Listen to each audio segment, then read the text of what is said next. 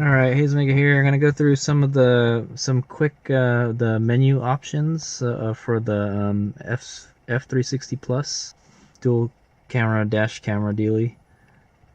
So yeah, so all the controls are right down here. It's pretty intuitive. I'll show you how some of this stuff works. So I think you can zoom in. So you can zoom in and zoom out if you press the up and down buttons while it's recording. So right now it's recording. I don't know. Let's see how far it goes. It'll go all the way to 4 times. Okay, and then also you could stop recording. I think you turn the screen off. Oh, anyway, I have it set so it'll turn off the screen in 1 minute. So like you'll probably still see the blinky lights, but you won't see the LCD screen anymore. But you can turn it back on by pressing the on button here. So I want to stop recording right now. So now it's not recording. It's in what's called standby mode right now. In standby mode, you can change. In standby mode, it's kind of like a quick. You can change the settings really quick. So if you hold the mode button down, it turns it from day mode to night mode. I don't know if it automatically switches from day to night, depending on how bright it is. But it was a night mode when I first started it. So you hold it again, it goes back to night mode. So it gets a little brighter. And then if you press the mode button again, I think it goes through to different functions. So if you press the mode button, it goes. So now you can take pictures with it. So this shows you how many pictures you can take. Press the mode button again, and this is an image viewer. You can take a look at photos that you've shot with it. Press it again. This is a video viewer. I'm not really sure how to play it. I think you just press the menu button. Yeah. And then hit play. There it is. It's playing our video. And then because that stops it, and then you can go back out there. Cool. And then that turns it back to video mode. So now it's back in video mode. You can tell it's in video mode because it has a kind of like a time stamp here. I guess that tells you how many minutes or how many hours of video you can record. And then I think the on-off button toggles between cameras. So now we're using only the front camera. And now we're using only the back camera. Hello. And then it goes back to both cameras. So that's how you can quickly toggle between cameras. So if you just want to record the front camera, you can just do that, or you just want to record the interior camera. For me, I'm just gonna leave it on both like that, unless I'm gonna go drive some cool road or something, yeah. And that's pretty much it. That's pretty much the standby options. So I'm going to go through the menu options. So to get into the menu, you have to long press the menu record button here. There you go. And then you can get to these settings here by pressing the up and down button. And then to get into it, you got to press the menu record button. So this tells you the resolutions. And then it selects it. Can go down, selects it, same thing. This is a loop recording. What this is, it splits the videos up into 5-minute chunks, and then when we run out of space, it starts deleting the older videos. Yeah, so I'm gonna leave it on that. And then audio recording, this turns it on or off. I'm not gonna go over that. Video mode. So this is the same as the on-off button in the standby mode. Basically, you can turn on both cameras, or just the front one or the back one. I'm pretty sure this is the A camera and this is the B camera right here. I guess you can flip them around too if you want. I don't know. Okay, then we get out of that. Let me see. Okay, just make sure I didn't change anything. And then you press the menu button again, and then it goes to the little wrench thing here, and you can change the date here. Yeah, it takes some learning to get to learn how to use these the menus, but it's not bad. And then press the menu button to get into whatever option you want. And this is a auto power off. So what this is oh, okay. So what this is, when you shut the car off or it loses power, it'll keep recording. I'm guessing it has some kind of internal battery in it that it can run for a few minutes. So what'll happen is if I turn the car off now, it'll stop. It'll keep on recording for like 2 minutes, and then it'll shut off. So I got it set on 2 minutes. There's the beep sound. There used to be a beep sound. I turned it off. It's kind of annoying. Change the languages, the frequency. I have it on 60 hertz. You can format your SD card. You can set it up to default. Lights up. Oh, that's the night vision mode, I think. Yeah. Oh, this yeah. So that's the day. That is the day mode and a night mode, basically. It's the same thing as holding the mode button down, I think. Yeah, in standby mode. So those are the kind of the shortcuts, but this is actually on the menu. And then there's a date stamp. You can have it put the date on your video or whatever.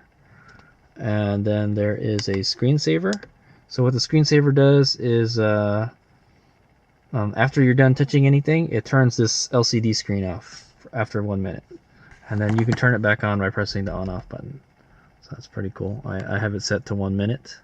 So when the car starts up, it'll basically what'll happen is when the car starts up, this screen will stay on for a minute, and then it'll disappear. And then if you want it back, you gotta press the on-off button, or press something, and it'll come back on. So I think that's the way I want it. You can set it for 1, 2, or 3 minutes, and that's it. And then I guess you can upgrade the firmware on this guy. Pretty cool. And then just hit the menu button again, long press, and it goes back to it's back in the standby mode. And if you want to record again, you just press record. And now it's recording again. And then it'll record after like a minute. After 5 minutes, it'll start another video.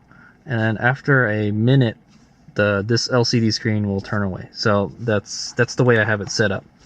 And yeah, so like I said, all that stuff you can access from that menu, and you can access some of the features in standby mode by using these buttons, like I showed you earlier. So there you go. That is this kind of overview of the operation of the F360 Plus dual camera dash cam recorder dealie. I hope this has helped you guys out there that that are interested in purchasing this device, and or if you got one of these and you want to figure out how it works and you don't want to read the manual, you can watch my video. All right, Hayes Mega. So you see the screen just turned off. All right, Hayes Mega here. So these are my hey, Hayes Mega here. So these are my I've been driving with this the F650 Plus camera system for a couple hours today, and I drive my Prius all the time, so I know what it feels like to drive it. This unit is freaking huge, I'll tell you that now. So I'm looking straight here, and then if I turn my head this way, it's all I see. It's all I see. And it adds a lot of heft to the mirror, so the mirror seems to it kind of moves a little bit. I don't really use the rear view mirror a lot, honestly. But also I've noticed it's a lot darker in the car. Looking through the mirror. It's getting kind of dark right now. We'll get a ride coming up. Okay. But yeah, so That's what I've noticed. I've noticed like the mirror is kind of dark. It's got like a tint to it or something. So if you have tint in your car like me, so this is what it looks like. This is what it looks like through the mirror. I'm wearing sunglasses too. It probably doesn't help. But yeah, if you look at the back, see it's a lot brighter. So the mirror has a tint to it. So it's, and I have tinted windows in my car. So see, that's tinted. This is not tinted. So it compounds it. It makes it uber hard to see out the back, which I don't really care. You know, I don't really look out the back that much anyway. So that's why we have side mirrors, right? So that's one of the big observations I've noticed while driving in the daytime. It's like the mirror has a tint on it, and that it's freaking huge. Takes up a lot of real estate. Look at that. It literally blocks out the right side of the windshield. You have to kind of like look ahead and then peek your head that way if you want to see around it. So I guess it's a driving adjustment. It's not that big a deal, I guess. But yeah, it is big and it is dark. I'd imagine it's supposedly for cars without window tint. Another issue I thought about is it's very easy to remove the whole unit. So I think the reason they give you an extra cable is if you wanted to move it to another car easily. So you could pre-wire another car like you did when you installed it, and all you have to do is move the unit and then plug it in, and then that would be it. It's that easy to install. So if it's that easy to install, it's that easy to, you know, uninstall and like steal. So if you leave your car unlocked or whatever, you know, hey, look at this fancy thing hooked up to the mirror, let's take it. It's very easily, very easy to remove. So I don't know if I just want to leave it in there. It is a high dollar item, man. It's $180. Also, what I don't like is, oh, what's that? There's an SD card there. Look at that. It's very easy to steal the SD card. It's just right there. Peekaboo. I wish they could have put some kind of lid on it or something, you know, made it a little harder to get to instead of it being exposed like that. But yeah, so if somebody, you know, just walking down the street, hey, look, that's the SD card in it. Let's take the SD card. In fact, that looks like it's pretty fancy. Let me just take the whole thing.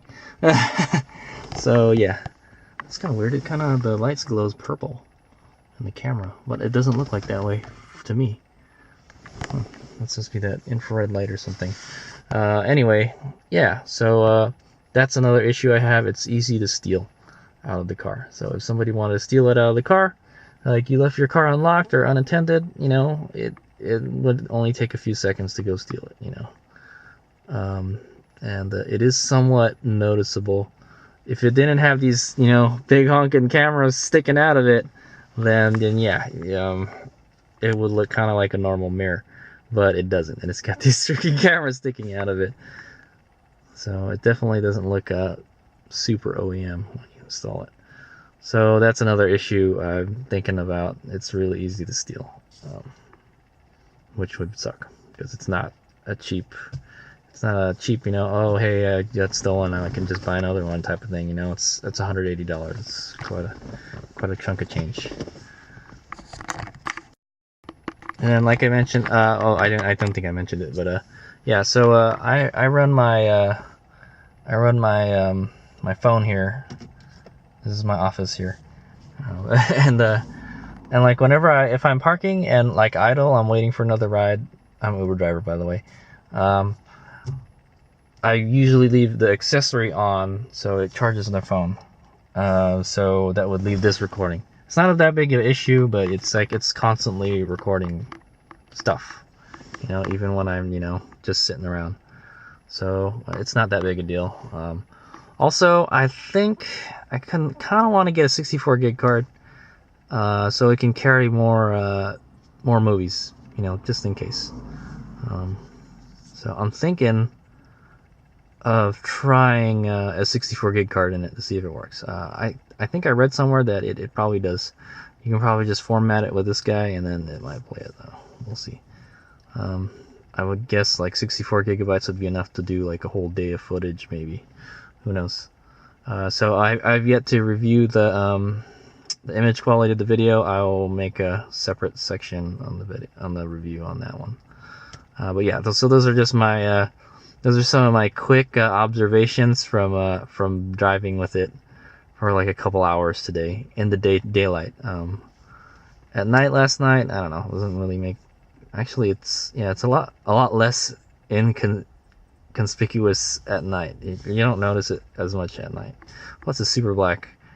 But yeah, in the daytime you do. Actually, let's take a look at what it looks like outside the car in the daytime. I know I installed it at night, so there it is. Honestly, you don't really notice it that much. Yeah, not really. Other than you can see the cameras.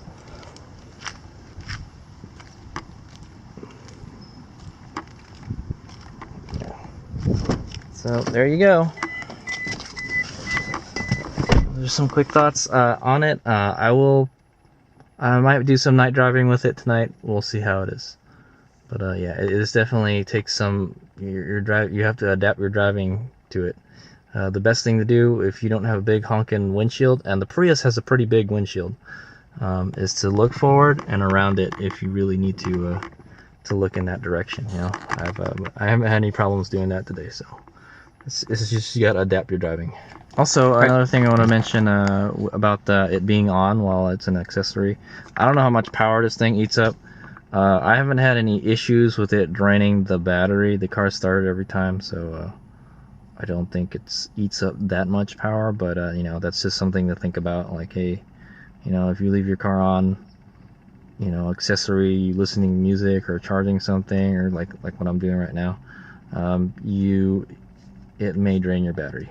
I don't know how much power it eats up, you know. All right, that's another issue I was thinking about. So I've been driving with the camera system at night, and honestly, it's much less noticeable at night because it's black, you know. But one thing I notice is that my visor here don't go down all the way anymore.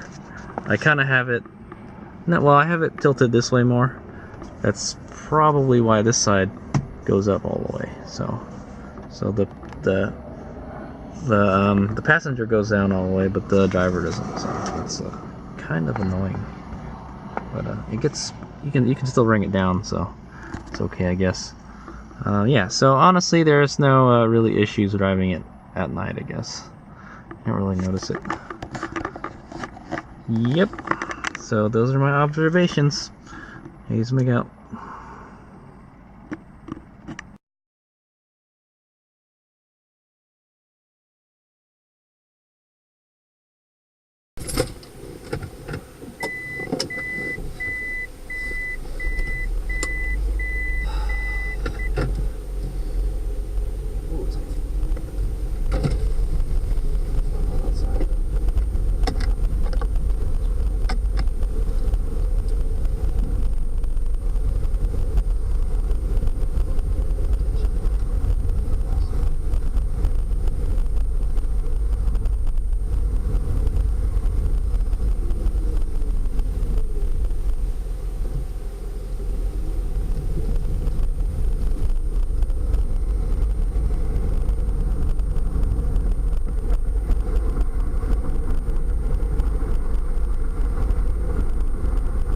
It's already 1 o'clock. Fuck.